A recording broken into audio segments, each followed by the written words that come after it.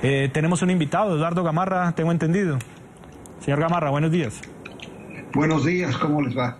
Un gusto que esté aquí con nosotros en NTN 24. ¿Cuál es la primera observación, la primera apreciación que usted hace acerca de qué va a pasar entonces ahora en Cuba? ¿Qué va a pasar para los exiliados en Miami? ¿Cómo van a poder organizarse para que haya más libertad, para que haya democracia, para que cambien las cosas ahora que Fidel Castro dejó de existir?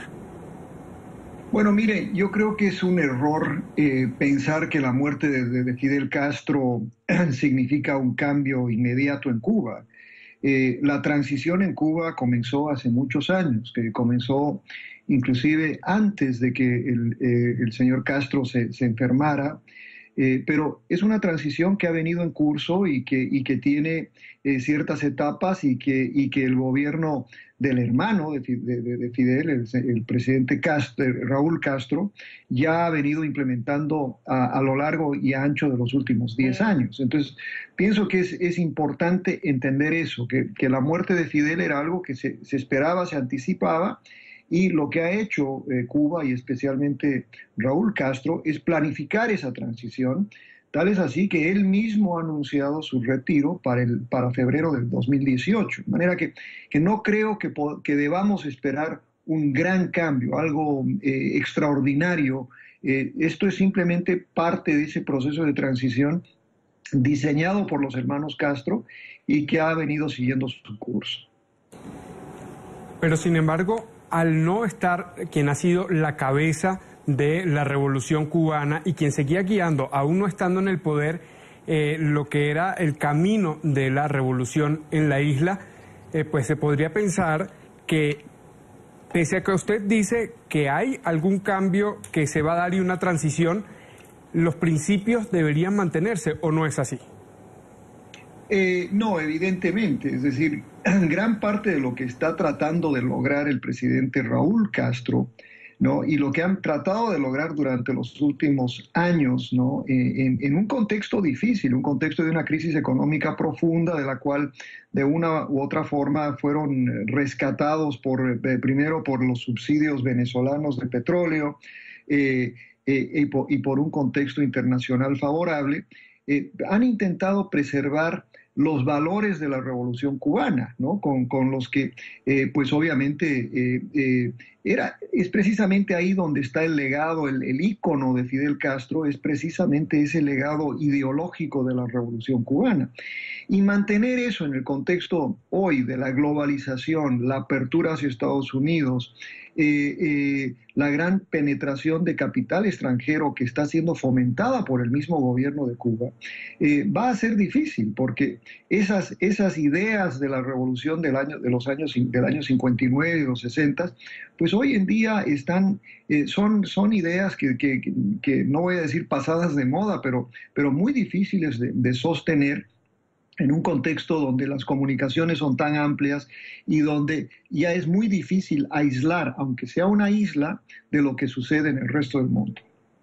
Pero ¿qué pasa de los ideales de educación para todos, de salud, sobre todo viendo los contrastes que se viven en la propia isla, ¿no? Más allá de los países que se han visto influenciados, de los gobiernos que se han visto influenciados, por ejemplo, la crisis que se vive actualmente en Venezuela? Bueno, obviamente lo que yo creo que va a tener más impacto que cualquier otra cosa, ¿no? Y esta ha sido una vieja tesis digamos, de los liberales norteamericanos, entre los cuales me incluyo, es que el levantamiento del embargo a Cuba, la apertura hacia Cuba, va a generar mayor cambio que la posibilidad de cerrar Cuba y volver al pasado. La apertura es la que va a generar el cambio y lo estamos viendo de una manera inclusive acelerada, aunque no sea lo suficientemente rápida para muchos, especialmente los que viven acá en la Florida, ¿no? Entonces, en ese sentido, me parece, por ejemplo, que el cambio, la muerte de Fidel coincide con la llegada a Washington de Donald Trump.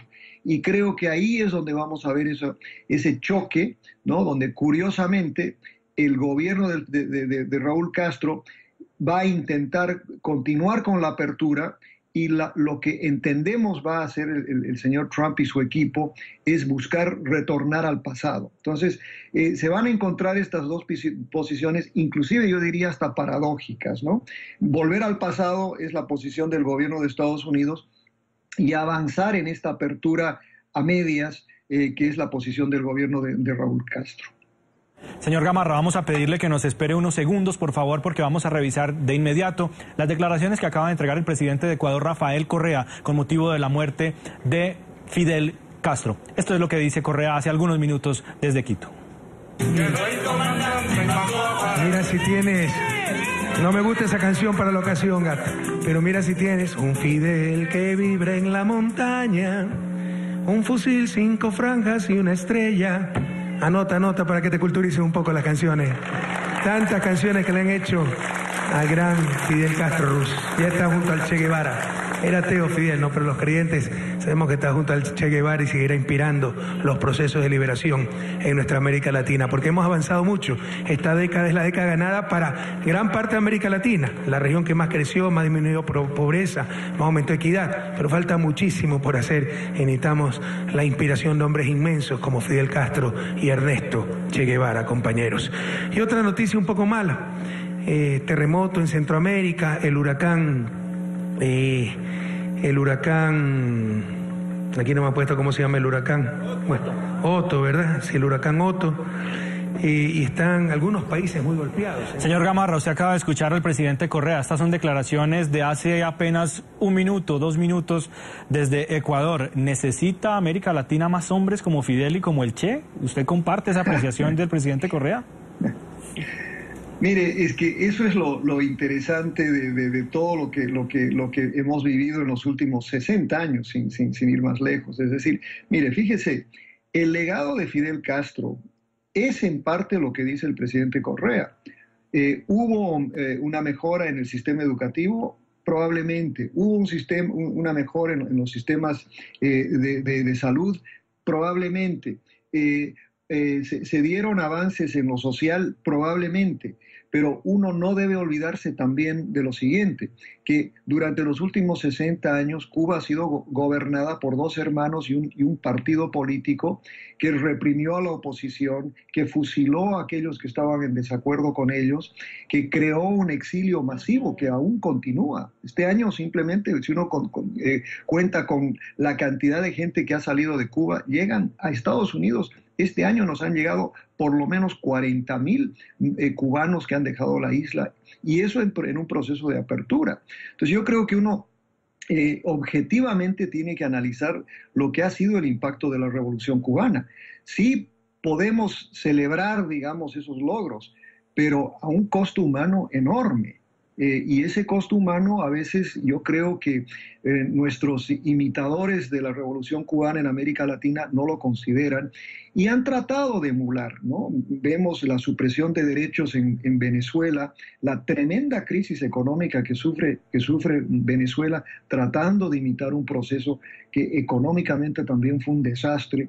Vemos lo que está sucediendo en un país como Bolivia hoy, donde hay una escasez enorme de agua. Imagínense que la ciudad capital de La Paz no tiene agua, ¿no? O tiene agua por horas o por minutos, no sé, pero es decir, yo creo que uno tiene que ver de manera muy objetiva cuál ha sido el impacto de esta revolución. Sacrificar vidas humanas, derechos humanos en favor de algunos logros sociales y económicos, pues yo creo que ahí está el análisis, ¿no?